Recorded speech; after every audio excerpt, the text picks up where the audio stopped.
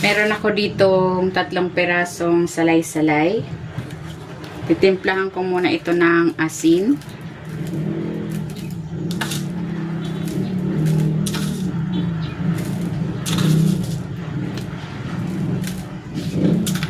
Paminta. Maglalagay din ako ng kalamansi. Bawang. Luya.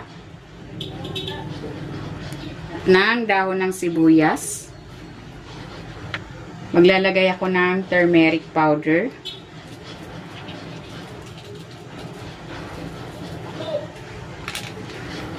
Curry powder.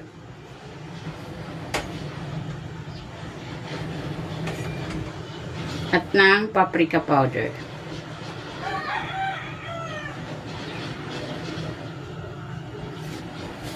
Ayan, hahaluin ko ito para ma-distribute ng maigi yung ating mga panimpla.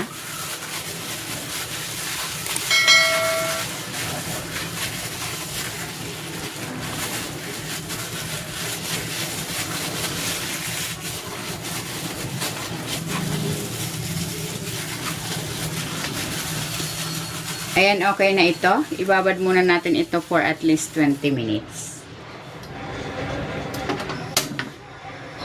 Maglalagay ako ng cooking oil dito sa grill pan.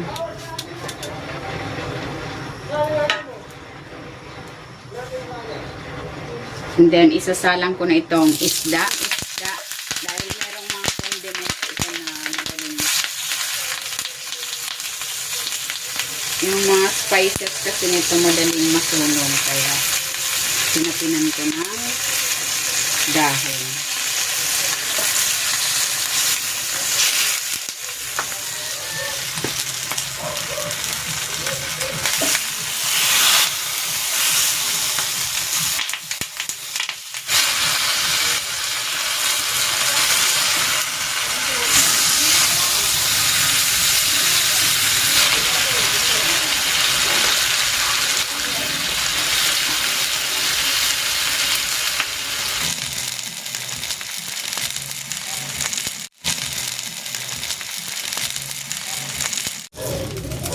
Ayan, luto na itong ating pan-grilled fish in banana leaves. Hanguin ko na ito.